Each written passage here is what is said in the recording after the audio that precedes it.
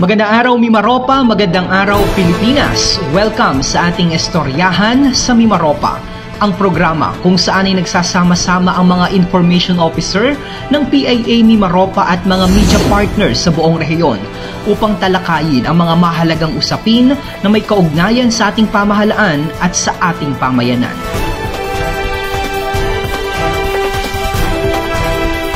Ito po ang Istoryahan sa Mimaropa.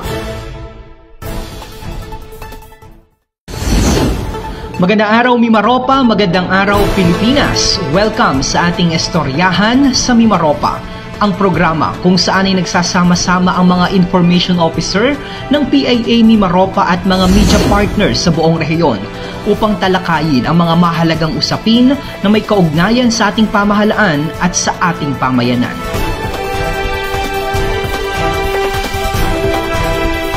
Ito po ang Istoryahan sa Mimaropa.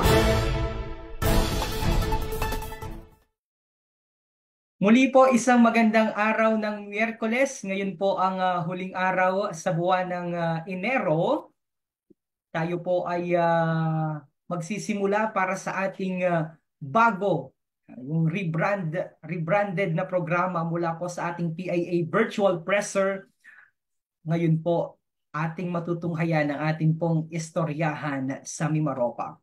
Ako po si Romeo Mataak Jr. ng Philippine Information Agency Marinduque at ito po ang ating istoryahan, kauna-unahang istoryahan sa Mimaropa para sa taong 2024, kung saan sa programa pong ito ay ating pinagsasama-sama ang ating pong mga Information Center Officer sa buong rehiyon ng Mimaropa.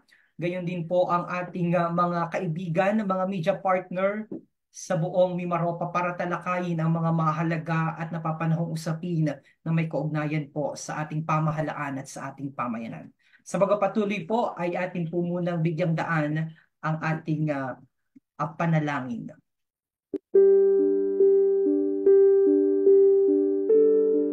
Let us put ourselves in the presence of the Lord. Our Heavenly Father, we offer you our thanksgiving. We thank you for everyone gathered here today to walk with you. May we ask you for your blessings and guidance so that the activities set for this undertaking be successful. We ask you to open our eyes to see the wonderful things from this activity. We ask that you open our ears so that we may retain the invaluable knowledge. Open our minds for us to think wisely. Put us with understanding, cooperation, and peace in fulfilling our responsibilities. Open our hearts so that we may receive your everlasting love, and open our spirit so that we may know that you are with us all throughout the day. We ask all this in the name of Jesus Christ. Amen. Mga kababayan, ang pambansang awit ng Pilipinas.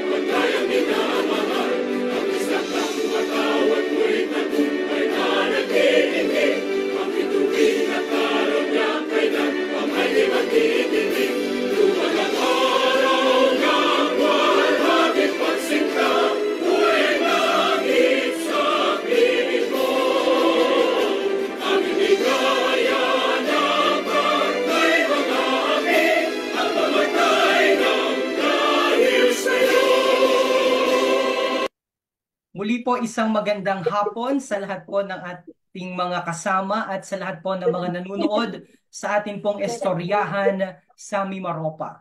Tayo po ay pansamantalang o tayo po ay mapapanood mamaya immediately after po ng ating programa. Tayo po ay mapapanood sa ilan sa ating mga official Facebook pages ng Philippine Information Agency Mimaropa. Gayon din po sa lahat ng provincial pages ng PIA sa buong rehiyon. Katuwang ang ating po mga media partner, ang Romblon News Network at ang Marinduque News Network. Mapapanood din po tayo sa kanilang local cable channel. Sa pagkakataon pong ito mga kababayan ay atin pong kikilalanin ang atin pong mga katuwang at atin pong mga kasama, mga nandito po sa ating Zoom para dumalo sa napakahalagang talakayan natin ngayong araw. Ang buwan nga po ng Enero sa bisa po ng Presidential Proclamation number 1188 na nilagdaan noong Disyembre 11, 2016 ay itinalaga po ang ika-4 na linggo ng buwang ito bilang Goiter Awareness Week.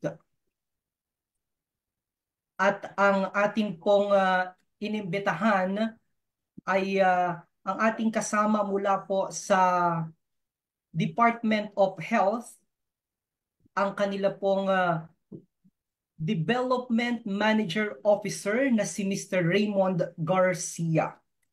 Atin din po munang bigyan ng daan ang ating mga kasama dito po sa ating Zoom. Makapiling po natin ang Information Center Manager ng PIA Palawan na si Mr. Orlan Habagat. Gayun din po ang ating mga kasama dyan po sa Occidental Mindoro sa pangunguna ni Mr. Bong Dequina. Kapiling din po natin, nakikita ko sa Zoom, ang ating pong Information Center Officer mula po sa PIA Romblon na si Mr. Paul Jason Foss. Gayon din po ang ating mga inimbitahan na mga media partner, sila Miss Leonie Algire ng Radyo Pilipinas Lucena,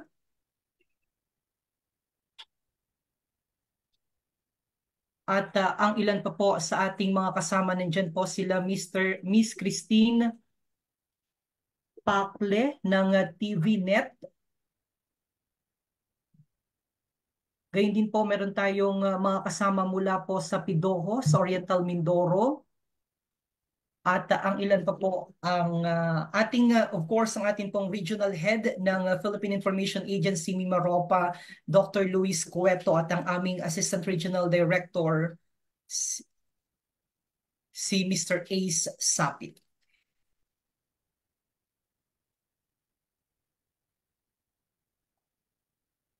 At muli ko po kayong binibigyan ng pagkilala ang ating pong mga ilan pa sa ating mga kasama dito po sa ating istoryahan sa Mimaropa. At this juncture ay atin pong ibinibigay na sa inyo para sa kanyang paunang mensahe ang atin pong panauhin ngayong hapon para sa kanyang paunang mga pananalita.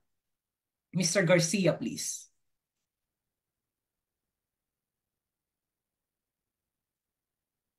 Hello po, Mike Tess. Malino po.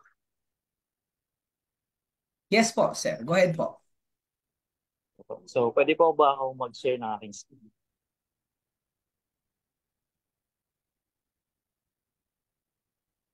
At habang hinihintay po natin ang pag-share o pagbabahagi ng kanyang screen, atin pong binibigyan din ng pagkilala ang atin pong kasama mula po sa radyo natin sa Occidental Mindoro. I understand si Miss Brenda Valera.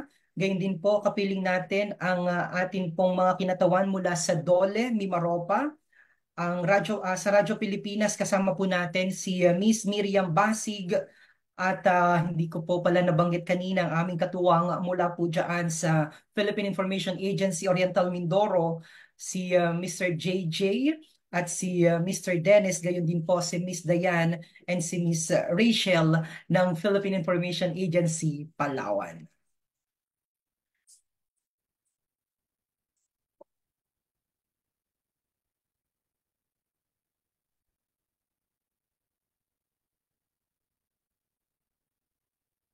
Okay, muli ko pong ibinabalik sa inyo si Mr. Garcia para sa pagpapatuloy ng kanya pong mga presentasyon para sa ating pag-uusapan at talakayan dito sa ating istoryahan sa Mimaropa.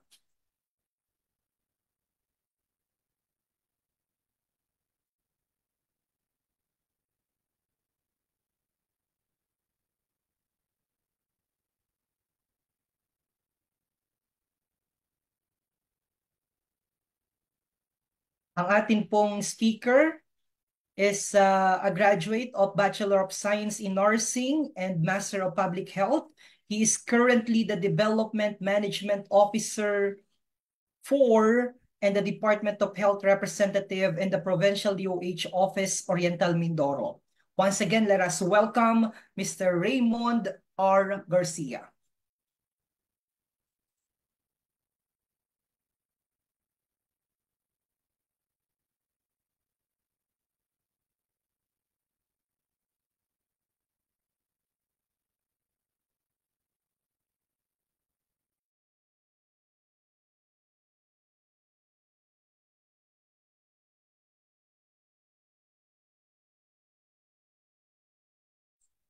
Sir Hello po, Raymond?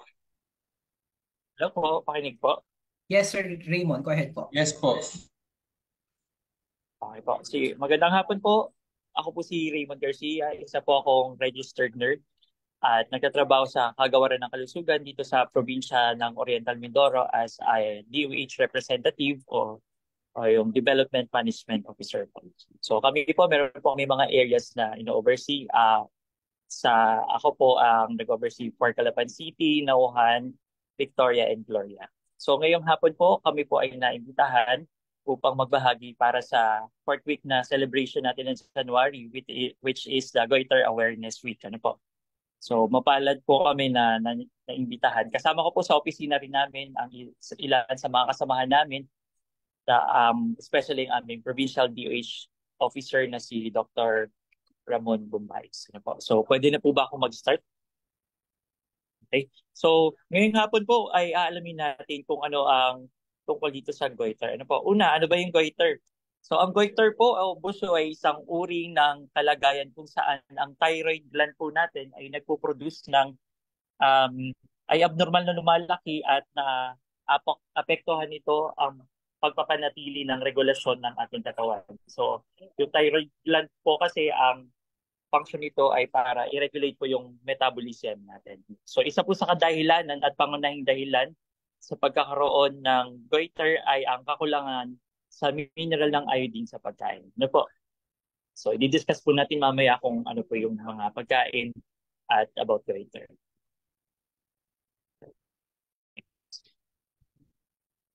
Okay, so i-discuss po natin yung hypothyroidism. Ano po? Yung hypothyroidism ay po kapag hindi gumagawa ng thyroid gland. Sabi ko nga po kanina kasi yung responsible para sa police paggawa ng thyroid gland. Resulta po ito sa hypothyroidism.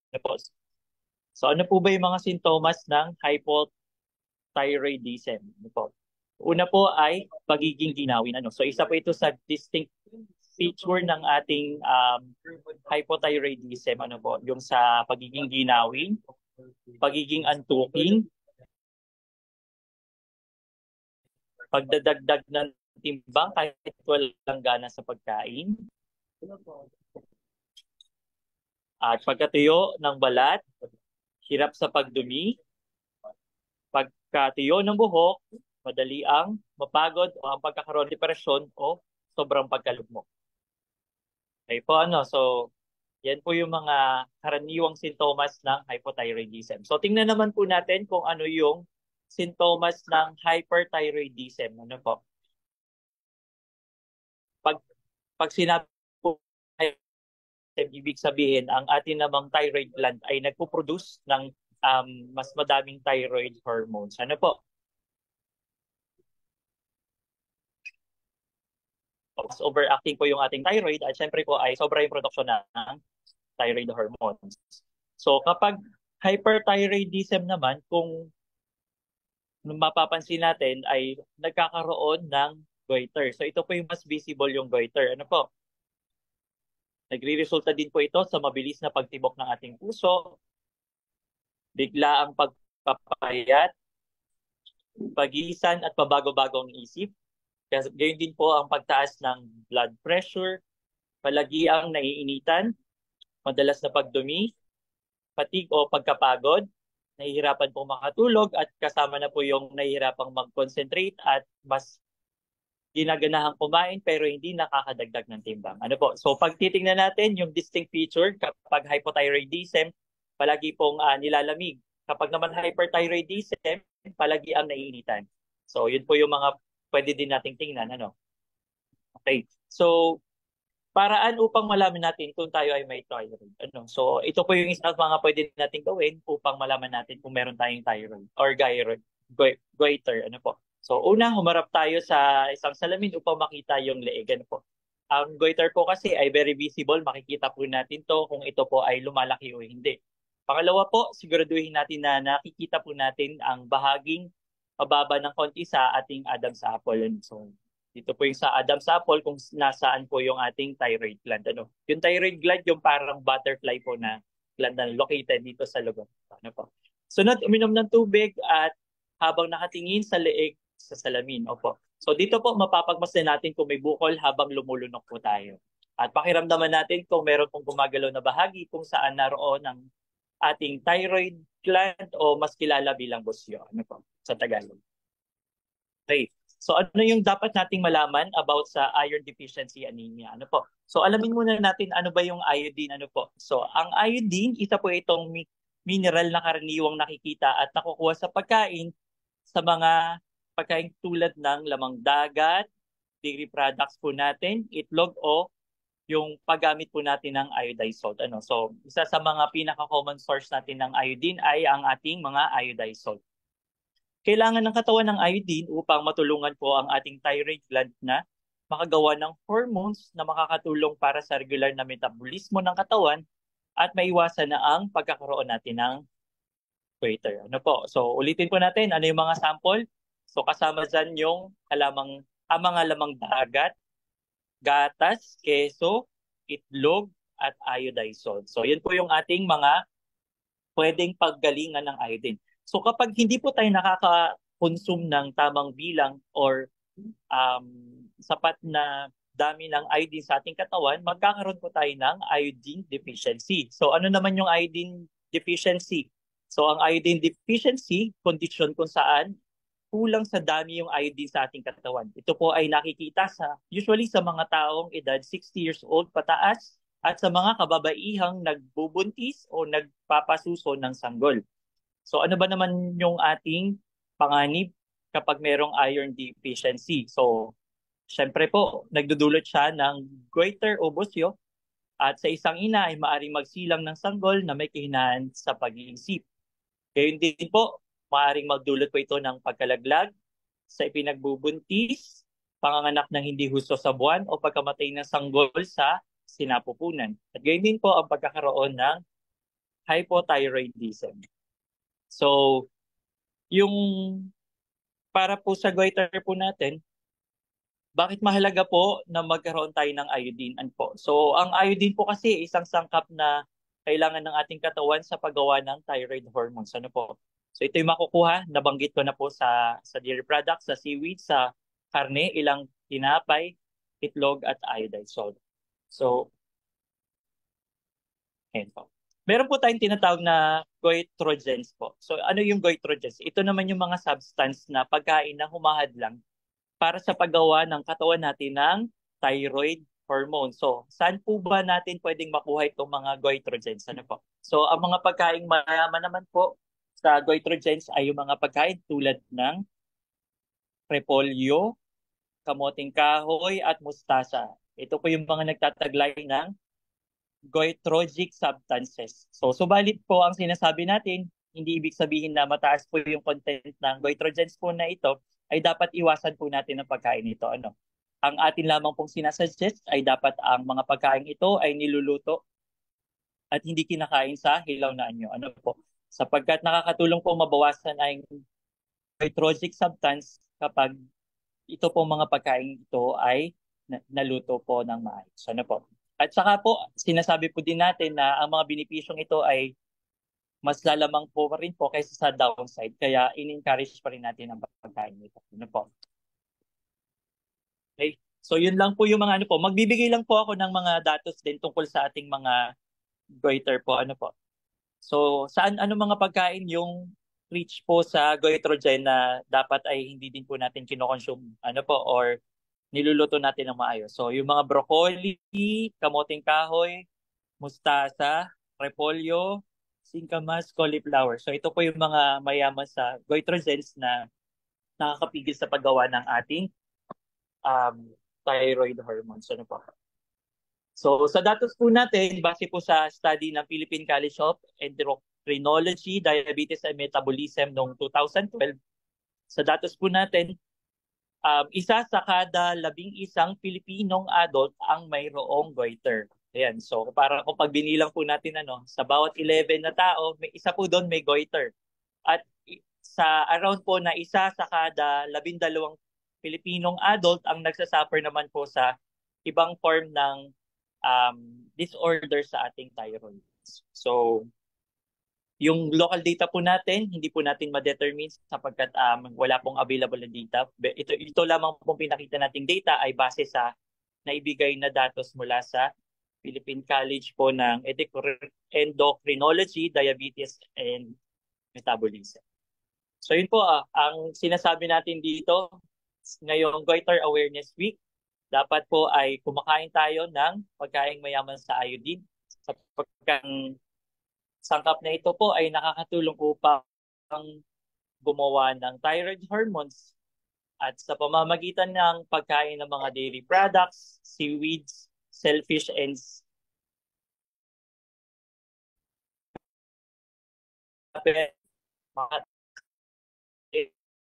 tutungan po ng pagkakaroon ng goiter.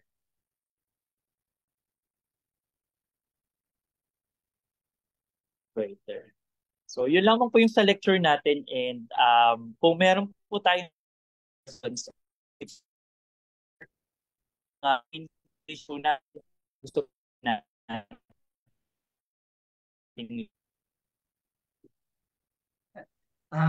Sir Raymond, yung last na part lang po ng sinabi nyo kanina, medyo hindi po namin naintindihan. Medyo robotic lang po yung inyong dating sa amin. Baka pwede pong pakiulit.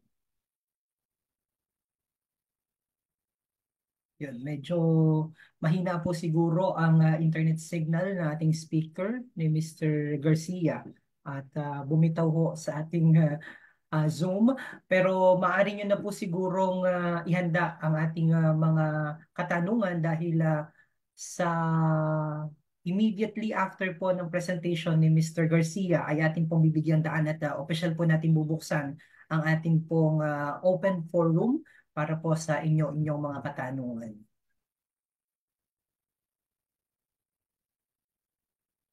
Yan. So nakita ko pumasok na muli sa ating Zoom si Mr. Garcia. Hello sir, nandiyan na po ba ulit kayo? Hello po. Ayan, so parang medyo mahina po sir ano ang dating ng inyong internet signal. Pero nakuha naman po namin yung mga binanggit ninyo kanina. Maliban lamang po doon sa panghuling statement niyo sir, pakiulit lang po.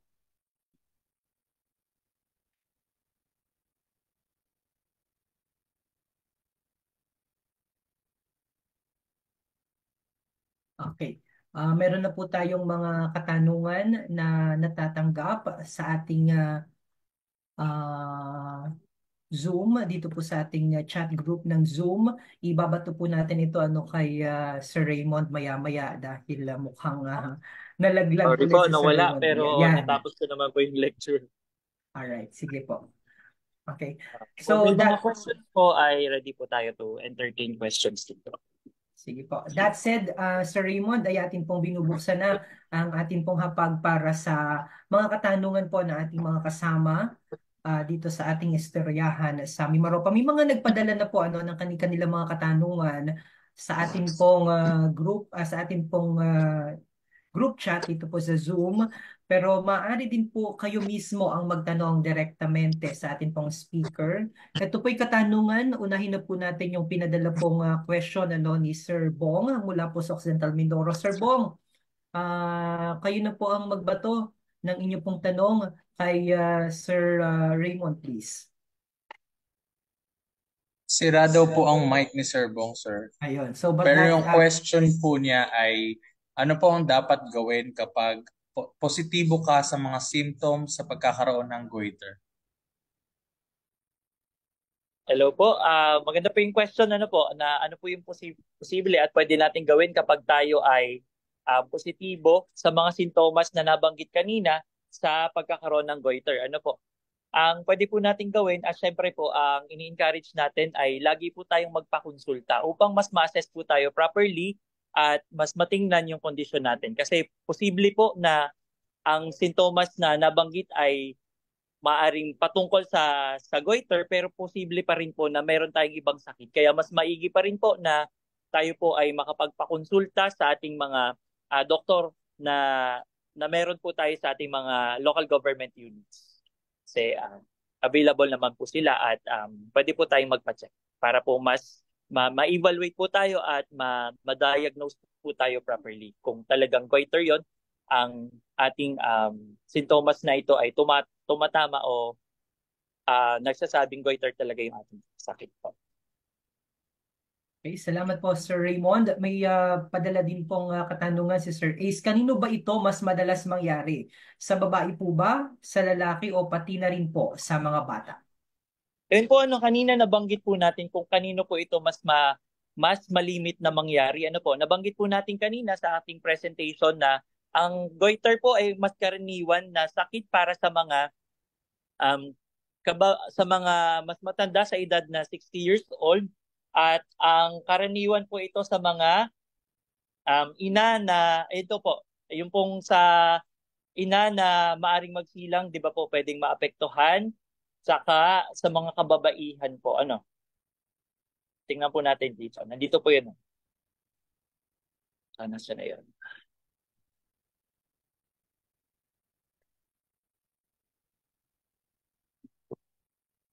Wait lang po . Yan po. Mas common po ito sa mga kababaihan. Hello po. Opo, sir. Salamat po sa kasagutan. Meron pong pinadala ding katanungan si Miss Miriam Basig. Kung inyo pong mamarapatin, ma'am, pwede pong kayo na mismo ang magpadala o magbanggit pala ng inyo pong tanong. Pero ang sinasabi po ni Miss Miriam, ang katanungan niya po, ano po ang pagkakaiba ng iodized and non-iodized salt? What is better to use? Yan po, yung question po ay about sa iodized and non-iodized. Ang atin pong ini-encourage na gamitin para po ma-prevent natin yung iron deficiency, iodine deficiency, ay iodized salt. So ano pong pinagkaiba? Yun pong walang iodized ay wala pong sangkap ng iodine. So yung iodized salt, meron pong sangkap ng iodine na sinasabi nga natin yung iodine, yun po yung sangkap na nakakatulong sa ating katawan sa paggawa ng thyroid hormone. So ang ini-encourage po talaga natin at ito po ay isa sa mga sinusulong ng kagawaran po ay paggamit po talaga ng iodized salt upang maiwasan natin yung iodine deficiency. Yan. Na siyang nagdudulot ng goiter. Okay. Kung meron po kayong mga follow-up question, pwede nyo pong itaas ang inyong mga kamay via virtual para ma-acknowledge po namin kayo. Ang susunod po na katanungan ay mula kay Miss Leonie Algire ng Radyo Pilipinas Lucena. Sabi niya po, kung sakaling ma-diagnose na may goiter, ano po ang dapat gawin upang hindi lumaki ito? Mayroon po bang operasyon para dito? Maganda rin po yung question na nabanggit.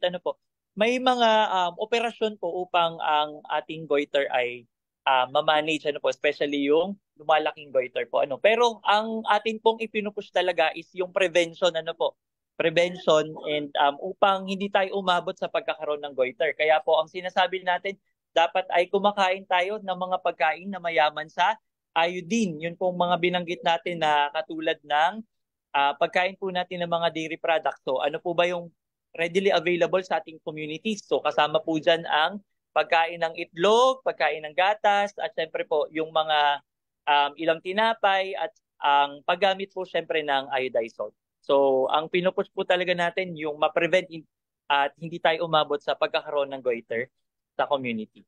At sabi nga po natin kanina, medyo malaki din po yung sa datos na ipinakita at nabanggit na galing sa ating pag-aaral, isa sa kada 11 po na Pilipinong adult ay nagkakaroon ng goiter. So, pag titingnan po natin, halos 10% po ng population ay may goiter, ibig sabihin. At yung binabanggit din natin kanina, na yung iba naman, bukod sa goiter, meron din pong problema sa thyroid. Isa sa kada 12 Pilipino naman yung nagkakaroon ng ganoong problema. So, present po siya. Meron talagang mga nagkakaroon ng ganitong sakit at mahalaga po ay ma-recognize natin kung tayo ay may goiter o busyo at kung ito ay hyperthyroid or hypothyroidism. Ano po? Sir, susundan ko lamang po yung inyong binahagi kanina na datos na 11, sa 11 ay mayroong isa, na kaso dito sa ating bansa. Meron po ba, sir, kayo na datos kung gaano po karami ang bilang na mayroong goiter dito po sa rehiyon ng Mimaropa, at the same time kung per province po, particularly dito sa lalawigan ng Marinduque, ilan po yung datos na naitala po ng Department of Health Mimaropa na may ganyang kaso? Opo, maganda po yung question nyo. Actually, na-anticipate ko po na itatanong yung data natin about sa ilan ba yung mayroon tayong mga goiter dito sa atin sa bawat probinsya at sa kabuuan ng Mimaropa. Subalit datapwat po, wala pong available na datos tungkol sa prevalence po o yung sa presence po ng goiter. Ayon po sa ating coordinator ng non-communicable diseases sa CHD or sa DOH Mimaropa. Sakaling magkaroon po, maging available yung ganitong data, ay makakapag-furnish po naman kami at i-coordinate din namin sa inyo. Sapagkat magandang malaman din kung gaano kadami yung mga taong mayroong goiter dito sa buong Mimaropa at sa bawat probinsya. Pero yun po, hindi po available yung data ayon po sa ating coordinator na napagtanungan ko po bago po tayo mag-start sa virtual presser po natin. Ito po ay mag-agree ako dito sa binanggit po dito ni Sir Bong ng PIA Occidental Mindoro. Sabi niya po, mayaman po sa iodine ang seafoods, pero may mga kaso pa rin na nakikita sa mga naninirahan sa coastal barangay, kung saan inaasahan natin na marami ang seafoods na pagkain nila. May pag-aaral po ba ukol dito? Sususugan ko lamang po din ito sa Raymond, kasi sa amin pong barangay, malapit po kami sa dagat. Actually, likurang bahagi po namin ay dagat. Yung likurang bahagi ng bahay po namin ay dagat. Pero yung kapitbahay po namin sa Raymond ay meron siyang goiter, babae, nanay po ito. And tama po si Sir Bong sa kanya pong sinabi na bagamat malapit po kami sa dagat at supposed to be yun ho yung isa sa mga pangunahin namin kinakain, pero bakit meron po bang mga pag-aaral na ginawa po ukol dito? Apa. Maganda po yung question, no? Interesting po na malaman na may mga taong nakatira sa tabing dagat where ang sabi nga natin, yung mga shellfish, mga seaweed, seafoods ay very accessible. Pero pag tatanungin po natin ay yung accessibility po, kasi hindi naman lahat ng nakatira sa tabing dagat ay nakaka-access ng mga ganitong pagkain. At pwede pa rin po na may ibang factor kung bakit nagkakaroon po ng iodine deficiency resulting to goiter. Especially pag titingnan po natin ng mas malalim, pwede pong ang factor na really affected dito is yung kanilang nutritional status, yung din pong consumption, kasi nga po sabi natin, kahit nasa lugar tayo na very accessible, hindi po lahat ay nakaka-access nito. At may mga households po tayo na hindi po nakakakuha ng sapat na nutrisyon at yung mga iodine rich na mga pagkain ang nakukonsume po nila. So factor po yun. Plus, syempre sabi natin kanina, pwede din pong maka-apekto yung kanilang age group, lalo na kung sila po ay mga 60 years old above, mas malapit po sila na posibleng magkaroon ng iodine deficiency, yung mga nagbubuntis, at syempre yung mga nagpapasuso sapagkat sila po ay merong ibang nagkukonsumo ng mga bitamina at mga nutrients ng katawan natin at naipapasa at may ibang mas nangangailangan din. Kaya mas at risk po sila. So, Okay. nasagot ko po ba? Sorry kung di ko po alam kung nasagot ko ng diretso. Pero yun po yung nutritional ang iodine deficiency po resulting to goiter po kasi talaga is nutritional po So malaking factor ay yung ating mga kinakain at yung ating mga nako-consume on a daily basis na can build up and contribute to iron deficiency sa long run. Okay. Sige, hintayin po natin kung may follow-up question si Sir Bong. Meron po ditong question din ang aming kasama si Sir A. Sabi niya po, kapag tinanggal na ang thyroid gland at wala ng thyroid gland ang isang individual, ano po ang mangyayari sa kanya? Magiging normal pa po ba ang tao na yon pagkatapos? Okay po, maganda po yung question. Pagbabalikan po natin yung sa anatomy and physiology, sabi natin, ang thyroid gland, siya po yung nagpo-produce ng thyroid hormone na kailangan ng katawan natin upang mabalanse yung metabolismo po natin. So, paano kapag tinanggal ang thyroid gland? So, ibig sabihin po, wala na magpo-produce ng thyroid hormone sa katawan natin that will balance our metabolism. So, meron po tayong supportive management para doon at nagte-take po ng mga yung gamot o mga supplemental na nagko-contain po ng thyroid hormone.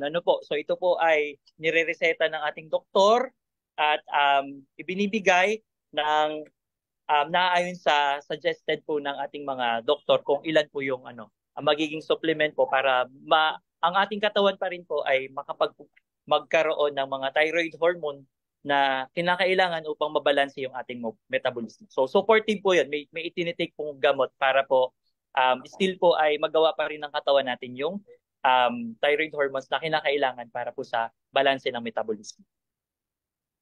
Okay, sundan naman po natin ang katanungan mula kay Sir Paul ng Romblon. Sir Paul, ikaw nang magbanggit po ng inyong tanong.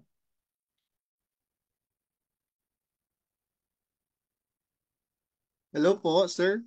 Good afternoon po. Sige, nakarinig naman ata ako. So, yung question ko po, sir, apo. Ito po bang mga niluluto sa mga tabi-tabi katulad nitong mga barbecue? Kasi sabi nila ay itong mga nasusunog na part nitong mga karne, ay, nakakapag-cause ba yan ng goiter? Sir, balikan natin yung nilecture ko po ulit. Ang mga pagkain pong rich in iodine, yun po yung dapat kinokonsume natin. Pero kung tayo po ay nagko-consume ng mga pagkain, yung nabanggit ko po kanina na mataas po yung content ng goitrogens o yung mga substance na humahadlang po sa paggawa ng thyroid hormone, ito po ay maaring mag-result sa pagkakaroon natin ng goiter. So ano po ba yung sinasabi nating mataas yung goitrogens? So kasama po dyan yung repolyo, kamoting kahoy, mustasa, at ang mga pagkain katulad ng singkamas, cauliflower, broccoli, yung mga ganun po.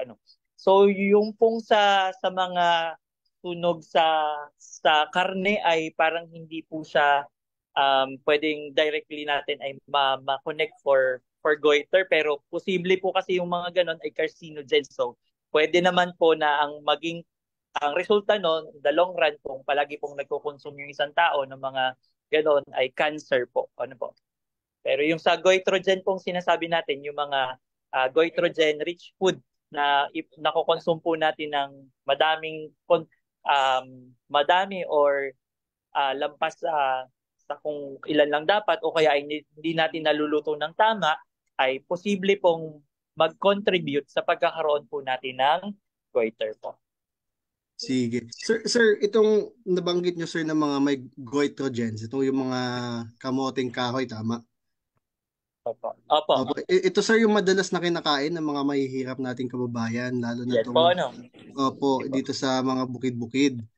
Tapos, madalas naman, sir, itong mga tao naman na nandito sa mga bukid-bukid, ayaw naman, sir, kumain ng, kumbaga, ayaw gumamit ng iodized salt. siguro dahil nga sa may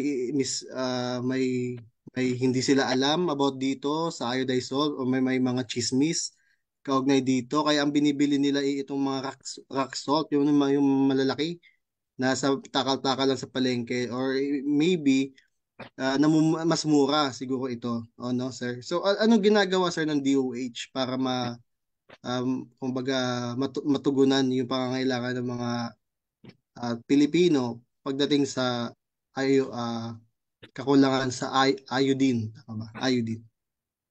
Unahin po natin yung sa pagkain. Ano po? Ang sinasabi po kasi natin, kapag yung benepisyo ay mas mataas pa rin kaysa sa downside po ng mga pagkain na banggit natin, ay ang in-encourage pa rin po natin ay yung pagkonsumo ng mga pagkain ito. Lalo na ito yung mga readily available. Ano po? Hindi, ang in-encourage lang po natin ay huwag ikonsumo ng raw o hilaw itong mga pagkain ito at dapat po ay niluluto ng maayos sapagkat kapag niluluto po ng maayos na nababawasan po yung content ng goitrogen dun sa mga pagkain na banggit natin. At kung sabi nga po natin kung mas mataas pa rin po yung benepisyo kaysa sa disadvantage ay we still encourage kasi sa nutrition po natin yun po. Tapos para po dun sa kampanya para sa pag-iodize po ng mga ating mga binebentang asin may law po tayo na dapat ang asinlo po yun, yung tinatawag nating asinlo na sinisigurado na lahat po ng binebentang asin sa ating pong markets, kahit po sa mga tindahan, ay may iodine. Ano po? So meron po tayong mga manggagawang pangkalusugan sa ating mga rural health units na especially sa sanitation, yung mga sanidad po natin na umiikot sa ating mga tindahan upang ma-check po if ang ating mga binebentang asin ay iodized. Ano po? So meron po silang ginagamit na na na pang-check upang ma-check po yung ating mga binebentang asin po doon ay iodized. And yun po, kahit po mga rock salt, may mga iodized naman po. Baka mali lang po yung konsepto natin na kapag rock salt ay hindi po iodized. Ano? Ang iodine po na through asin law ay talaga pong ini-implement at lahat ng asin na binebenta po sa market ay iodized po. Ano? So ibig sabihin, sir, Meron po, hindi, sinicheck po apo. talaga siya at iniikutan ng mga health worker po natin para po sa consumption, especially yung mga nasa mga barabarangay na tindahan, na-check po yan, sinicheck din po. Okay, sige, sige, sir. Kasi madalas, sir, pag dito kasi sa mga palengke, mayroong kumbaga, may narinig ako minsan na pabili daw ng asin pero wag yung iodized, parang ganun.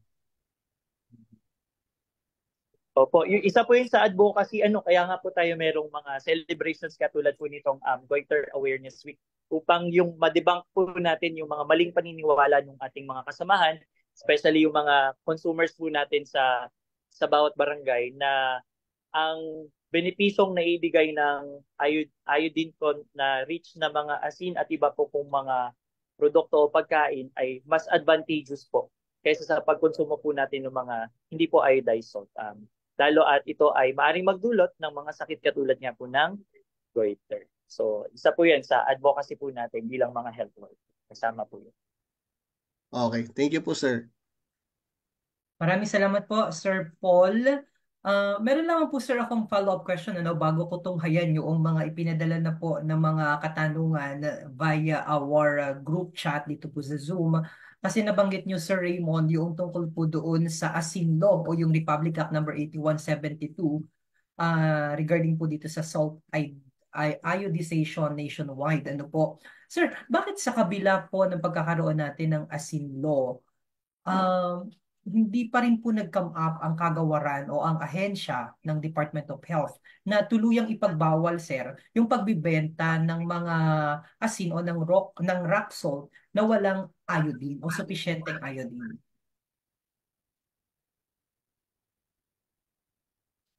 Hello po, pakinig po. Yes po, sir. Sir, medyo wala po yung audio niyo, sir. Hello po, yan. Go ahead po. Meron po kasi tayong may mga asin na ginagamit for industrial purposes. Ano po? And yung pagpapa-iodize ng mga asin ay medyo may mga mas may kamahalan or gastos po. Kaya pero yun po yung sinasabi natin ng mga asin na ginagamit for industrial purposes ay pa, ay hindi po nire-require para maging iodized. So yun po yung na-access din ng iba. Pero sa Asinlo nga po, ang sinasabi natin yung available for market and for consumption po natin, especially sa bawat tahanan po, ay yung pong mga iodized salt. Kaya po, chinecheck po natin yung sa mga maliliit na tindahan, even yung sa mga suppliers din po. So, for iod, para masigurong iodized po yung ginagamit. Alright. Maraming salamat po, Sir Garcia. May katanungan po ang aming kasama mula po sa Oriental Mindoro.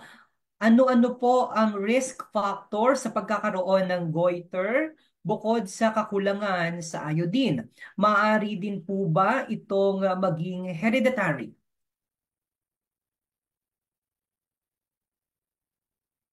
Hello po, kanina nabanggit po natin ano pa yung mga common risk factor bukod sa nutritional na hindi natin na-consume yung iodine. Sabi po natin, mas nakikita ito sa mga taong edad 60 years old above. So, yun pong mga senior citizen, since mas mababa na po yung kanilang, siguro sa consumption din po sa mga pagkain at sa mga na-absorb po ng katawan natin. So, at risk po yung ating mga kasamahan na edad 60 years old pataas, yung mga kababaihang nagbubuntis at ang mga nagpapasuso ng sanggol. Yun po So bakit mas at risk yung mga babaeng nagbubuntis at nagpapasuso ng sanggol? Siyempre po kapag yung normal na hindi buntis yung mga babae ay para sa kanila lamang po yung sustansya o nutrition na kinukonsume nila. Siyempre kapag buntis po at nagpapasuso, ito po ay nai-share pa sa sanggol na nasa sinapupunan o kaya naman po ay sa sanggol na pinapasuso. So kaya po ini-encourage natin na dapat po ay yung mga pagkain kinakain din ay iodine rich at kasama na po doon yung mga ilan sa mga pinaka madaling ma-access natin, sabi nga natin. Mga dairy products, gatas, itlog, tinapay at yung mga iodized salt po. Ganun po. Okay, mukhang may follow-up question po ang ating kasama sa Oriental Mindoro. Sir JJ o Sir Dennis, kayo na po ang magpahatid ng inyong katanungan, please. Buti na lamang nag-open na ng camera si Sir Raymond kasi ito pong ating istoryahan sa Mimaropa. Immediately after this po ay atin pong i-live o i-delayed telecast sa atin pong official Facebook pages. Sir JJ or Sir Dennis? Okay. Ako na po ang magbanggit. Nabanggit po ninyo, sir, na hindi dapat kumain ng repolyo, mustasa o iba pang green leafy vegetables. Ano po ba ang mayroon dito na sangkap kaya hindi po advisable ang kumain ng mga gulay na ito? Dati ay nakitaan ako ng doktor na bahagyang lumalaki ang aking thyroid at ito nga po ang payo ng doktor na sumuri po sa akin. Ang sabi po ni Sir Dennis po ba ito or Sir JJ? Sir Dennis Si po. Sir Dennis, si Sir Dennis. Oh, Sir Dennis. Baka ako mapagkamalan pero ang katanungan po ay mula kay Sir Dennis. Okay po, maraming salamat po sa question. Ulitin ko lang po baka makut-and-quote ako. Kaya nga Ang po sabi po natin, ito pong mga pagkain ito ay rich po sa goitrogens. Po? So ito po yung mga pagkain na may content na pumipigil sa paggamit ng thyroid hormone. Pero ang sabi po natin, kapag ang benepisyo ay mas mataas pa rin po kaysa sa mga disadvantage o kaya ay sa downside po ng mga pagkain ito, ay we take po yung kung alin po yung mas mataas, which is the benefits ng pag-consume. Ang ini-encourage lang po natin kapag magkukonsumo tayo ng mga pagkain nabanggit, katulad po ng mga repolyo, cauliflower, broccoli, singkamas, saka po yung iba pa nating sabi nating rich in goitrogens po, ay dapat po ito ay lulutuin ng maayos at hindi po i-consume ng sariwa or hindi po naluto. Sapagkat ang mga pagkain pong ito kapag naluto po ay bumababa po yung content nila ng goitrogens at ibig sabihin po ay nababawasan yung substance na pumipigil sa paggawa po ng thyroid hormone ng katawan natin. So ulitin ko po, ang yung mga pagkain nabanggit po kasi natin may iba po pong benepisyo, hindi lang na directly connected sa goiter pero para sa overall health condition po ng isang tao. Kaya sinasabi natin kapag mas mataas pa rin po yung benepisyo ay yun po yung ating mas pipiliin kaysa doon sa downside po nito. Ano po? Hindi po ipinagbabawal pero sabi natin ay kailangan lamang po ay maluto ng maayos at hindi po ikukonsumo ng hilaw o hindi maayos ang pagkakaluto. So Thank you po. maliwanag po doon kasi baka Sir Baka Raymond po makotent po tayo. Okay, so maliwanag po para sa ating mga kababayan ay yung binanggit ni Sir Raymond na yung mga green leafy vegetable. Basta tama, maayos po ang pagkakaluto, hindi po yun bawal. Okay? So meron pong katanungan na ipinadala si Miss Miriam Basig. Miss Miriam, baka nais niyo po na kayo na mismo ang magpahatid nito kay Sir Raymond. Kasi maganda yung puntos na binanggit po ni Miss Miriam sa kanyang ipinadalang katanungan sa ating group chat. Go ahead po, Miss Miriam. Hi. Hello, good afternoon po kay Sir Raymond. Hello, sir. Good afternoon. Ang tanong lang po natin, sir, kasi di ba sinasabi may mga myth, ano po, sabi-sabi, na yun daw pong thyroid, yung sakit po na to, ay naipapasa po ng nanay, no, sa kanya pong baby. Pero we all know also na myth po yun or sabi-sabi nga lang po. Pero ano nga po ba yung truth or fact about this? At saka, parang ngayon po na mga panahon, meron ng screening na ginagawa po sa mga babies. Ano po yung patungkol doon para ma-check lang po talaga na wala po silang sakit na about thyroid po. Thank you. Nabanggit po na. Okay, salamat po sa question. Ang tinatanong po natin ay kung ito po ba ay hereditary or kung ito ay naiipasa natin sa mga bata na ipinagbubuntis. Ano po? Sabi po natin kapag meron pong iron deficiency ang isang tao, especially yung isang ina na nagbubuntis o nagpapasuso, ay may mga panganib po na pwedeng maidulot po ito. So, ang isang ina ay maaring magsilang ng sanggol na may kahinaan sa pag-iisip. Ano po? Sapagkat syempre yung pong thyroid hormone, tumutulong po ito upang mas maayos yung metabolismo o kaya ay mas maayos pong ma-develop din po yung isang sanggol. Ano po? So kapag meron po tayong iron deficiency, posible po, hindi naman natin sinasabi na automatic, posible po na ang isang sanggol na maisilang ay magkaroon ng kahinaan sa pag-iisip. Posible din po na ito po ay magdulot ng pagkalaglag ng ipinagbubuntis o kaya ay mas maaga po yung maging pagsilang o kulang sa buwan na pagsilang ng isang sanggol. Or worst comes worst, pwede po na magdulot ito ng pagkamatay ng sanggol sa sinapupunan. At ayon po sa datos na meron po tayo, ang thyroid na disorders katulad po ng goiter, ay pwedeng mag-cause po ng birth defects. Meron po tayong report na nagsasabi na 18% po ng mga sanggol na isinisilang ay nagkakaroon ng serious birth defect kapag po mayroong iodine deficiency ang mga nanay na nagbubuntis at posibleng magsilang po na na magkaroon ng serious birth defects. So yun po yung mga iniiwasan natin, posible pong sa sanggol, sa nanay at yung epekto ng iodine deficiency. Kaya ang atin pong kampanya ay talaga pong ang paggamit especially ng iodized salt. Kasi hindi lang po for nutritional purpose po kasi yun nga po iniiwasan natin na ang mga nanay ay magsisilang ng mga sanggol na may ibang posibleng kapansanan katulad ng sa pag-iisip o kaya naman po ay hindi maisilang ng wasto sa buwan o kaya naman po ay worst comes worst ay magkaroon ng pagkamatay or serious na birth defects po. Yun po Yun po yung mga posible. Pero ito po ay base naman po sa pag-aaral. Pwede pong isa pang tanong, please. Sige po. Opo. Bakit po nasasabi na yung mga obese people daw po ay most likely na makadevelop po ng goiter? Ang sinasabi po natin ang goiter po kasi ay 'di ba sa ating metabolism. Ang ina-associate po natin siya sa bilis o bagal ng pag-metabolize po ng ating katawan. So kapag ang isang tao po ay mabagal ang metabolismo, posible po na nabanggit natin sa mga sintomas ng hypothyroidism, sila po yung may mga may problema sa hypothyroidism.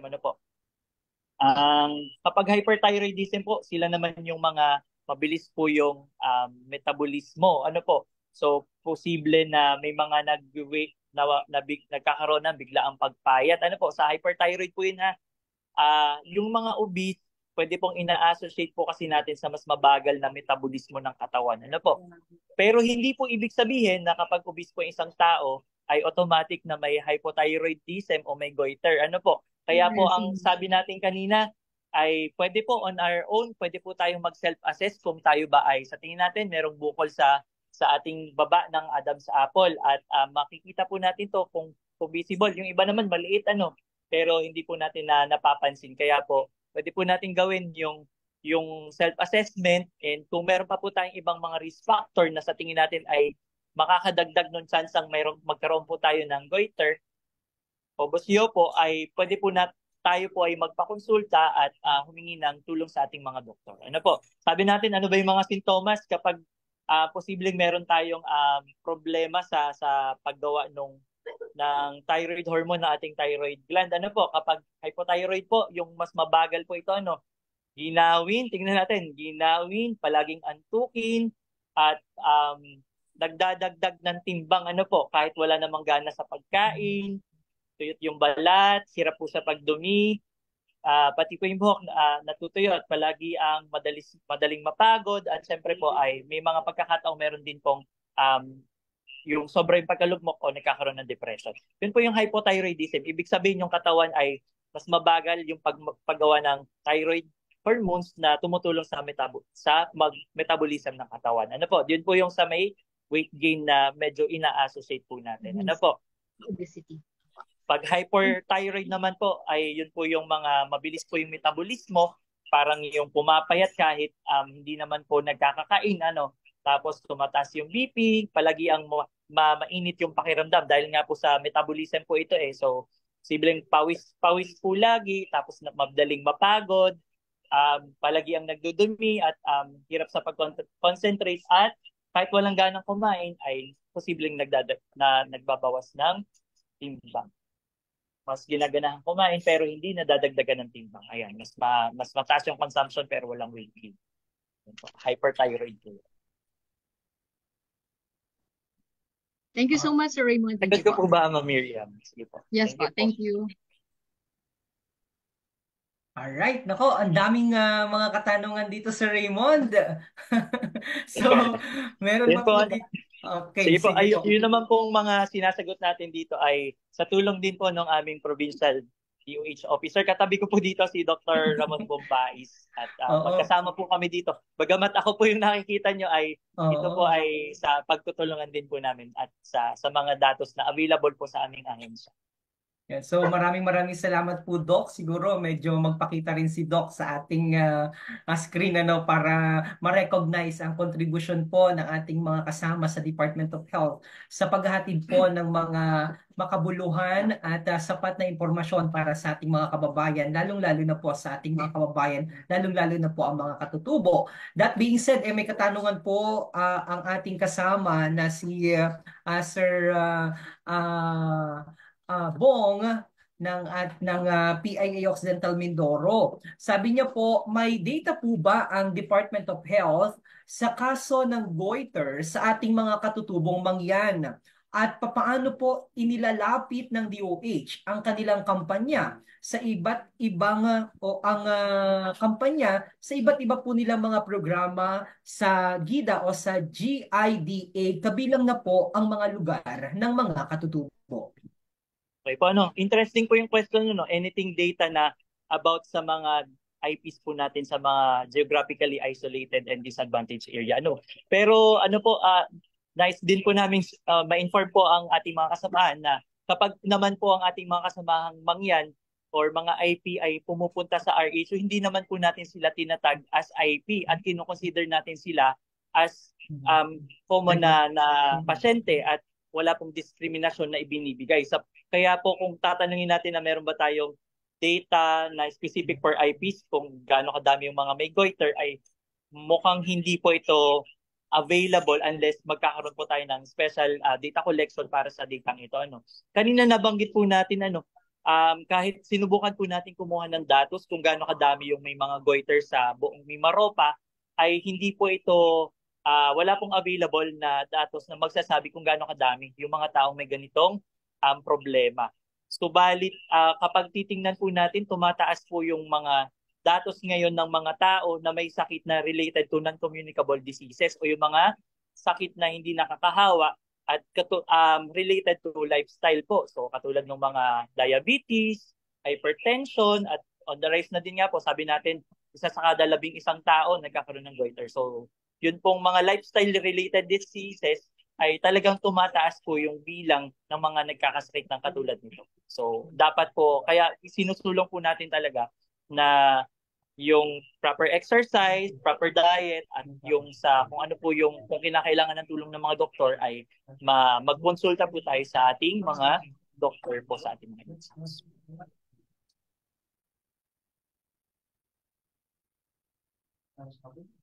Ayun. So, okay, maraming salamat po Sir Raymond sa napakahalaga pong kasagutan sa patungkol po diyan. Pero mukhang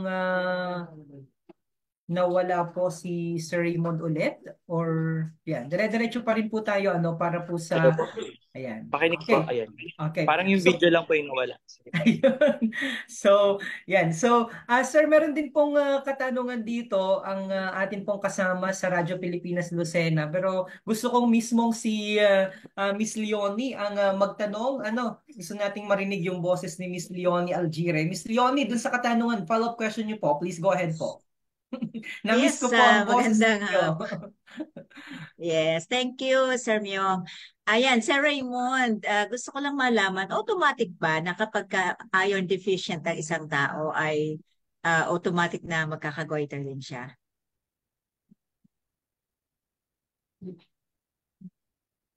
Yun lang, sir.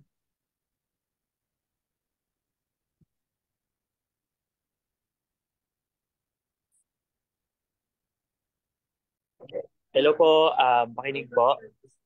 Opo. Opo, yung sa goiter po kasi ay ang sinasabi natin nagkakaroon ng abnormal enlargement ng ating thyroid gland. Ano po? So, ang tanong nyo po ay automatic ba na lahat ng may iodine deficiency ay nagkakaroon ng goiter? Ano po sa tingin nyo ang sagot natin dito? Yan. Ang sinasabi po natin sa nutritional level po, kung maaabot po yung level ng iodine deficiency, pwede po ito magresulta sa paglaki po ng thyroid gland at yung maging busyo po or goiter na sinasabi po natin. Ano po? So, ang ina-advise po natin ay hindi po necessarily na kapag nagkaroon ng iron deficiency or iodine deficiency, ay automatic magre-result po sa goiter. Kaya po, yun, pinupush natin ang pag-consume po natin ng mga iodine-rich food. Thank you. Sir, thank you. Thank you po, Miss Leonie ng Radyo Pilipinas. Meron pong isa pang, ang ating pong kasama, ang Provincial Information Office ng Occidental Mindoro po ay nagtatanong kung maaari po ba silang makahingi ng mga available materials na as regards our campaign para po mas maiwasan natin ang pagkakaroon ng goiter. Baka meron po silang o kayong maibigay. At siguro kami na rin po dito po sa PIA para maisama po namin sa aming regular posting sa amin pong mga social media pages, Sir Raymond. Okay po. Yes po, meron po tayong mga social media cards na available po for hindi lang po sa Goiter Awareness Week po pero every celebration na meron po ang Department of Health, meron po tayong mga materials, IEC materials na pwedeng mai-share po sa inyo, especially nasa public sa information po. Available po ito sa ating mga provincial DOH offices. Pwede po tayong makipag-ugnayan sa mga provincial DOH offices or kung ano man po pwedeng isend ko po kahit kay Sir JJ yung materials na ginamit ko po ay pwede po naming i-share na. Pwede po nating pa-print as tarpaulin, pwede pong social yung banners po for our pages para sa campaign at yung mga ginamit ko pong slides ay part po ng mga social media cards na available from Department of Health na pwede nating gamitin para sa Goiter Awareness Week po. Yeah. Thank you so much, Sir Raymond. At makakaasa po kayo, Miss Sherry Bill Caballes ng PIO Occidental Mindoro. At panghuling katanungan na po ito, Sir Raymond. Ano po, yung pahabol na question coming from our Sir Bong ng Occidental Mindoro. Baka, Sir, may information po kayo regarding po sa epekto sa emosyon ng mga may goiter ang paglaki po ng kanilang liig. Sapat po ba ang pagkakaroon ng goiter upang maklasify po sila as a person with disability? Hello po, ano?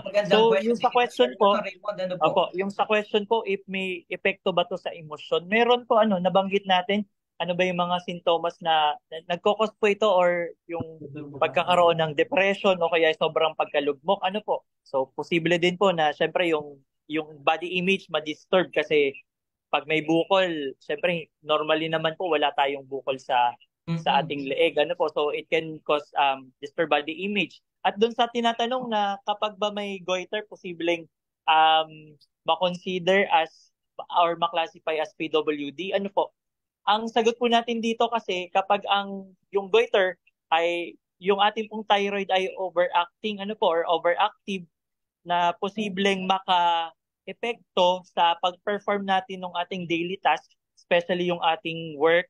Yung condition po ay siyempre subject for assessment but pwede po siyang mag-qualify as disability. Pero hindi po automatic kasi kailangan pa rin po itong i-assess ng ating mga sa MSWD or sa health po para masabing ito talaga ay nakakaapekto sa pag-perform natin ng daily function that can be considered as a disability. Pero parang wala pa po akong kakilala na may goiter na parang nabigyan or na-issuehan ng PWD card. Kasi ito po ay subject for assessment pa rin po with our MSWD at sa MHO para po ma-check po yung condition talaga ng isang tao. Okay, meron pa po bang hahabol na katanungan para kay Sir Raymond? Samantalahin na po natin ang pagkakataong ito. Nagpapasalamat po by the way si Sir Bong sa inyo pong mga katugunan sa marami sa kanyang mga katanungan and regards din daw po kay Dr. Bombais. Okay po. At miss sabi na daw po ni po kayo Dr. Bombais, ay hello po sa mga taga PIA Occidental Mindoro and ayun po. Same po, namimiss din po niya ang Occidental Mindoro. Pero yan po, masaya po siya sa Oriental Mindoro. Okay. Nako, napatawa din si Sir Bong. Kung wala na po tayong katanungan, ay atin na pong pansamantalang ipipinid ang ating pong istoryahan sa Mimaropa. Pero sa lahat po ng ating mga kababayan na nakikinig at nanonood po dito sa ating programa, lalong-lalo na po yung pinaka-concern kanina ni Sir Bong, ating pong mga katutubong mangyan. Siguro babalik ko po sa inyo si Sir Raymond para sa kanyang mga paalala at para i-address po ang ilan sa mga agam-agam ng ating mga kababayan patungkol po sa paggamit ng iodized salts. Sir Raymond, please go ahead po. Okay po, muli po maraming salamat po sa pagkakataon na kami po ay makapagbahagi ng aming advokasya para po dito sa Goiter Awareness Week. Ang sinasabi po natin bilang ang mga health worker po ay sinusulong po natin talaga yung paggamit po ng iodized salt sa ating sa pagluluto sa daily consumption po natin. And ang pinupush pa po natin ay dapat po syempre pa rin ay yung ating proper diet and exercise.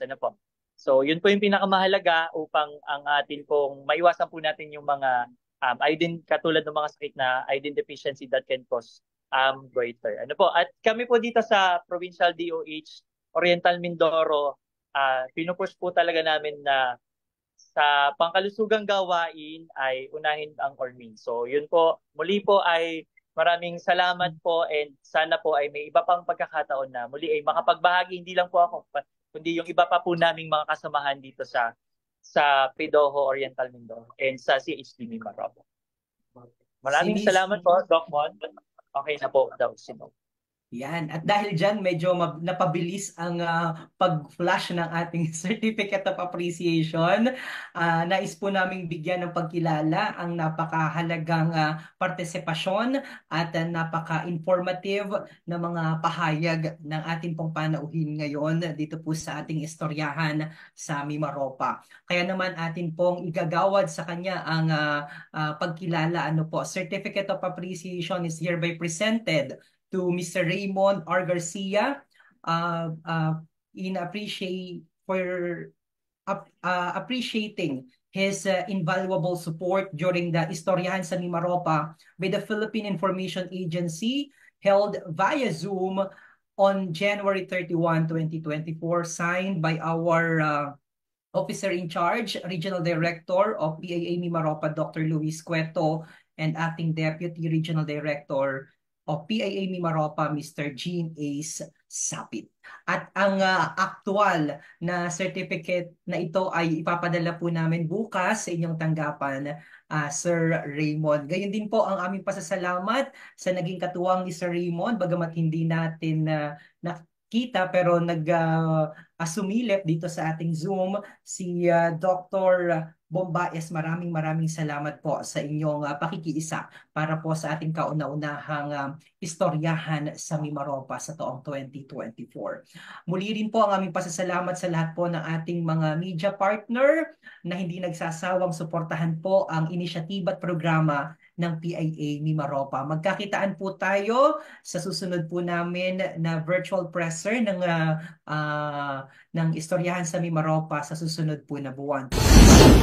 Magandang araw Mimaropa, magandang araw Pilipinas. Welcome sa ating istoryahan sa Mimaropa, ang programa kung saan ay nagsasama-sama ang mga information officer ng PIA Mimaropa at mga media partners sa buong rehiyon upang talakayin ang mga mahalagang usapin na may kaugnayan sa ating pamahalaan at sa ating pamayanan.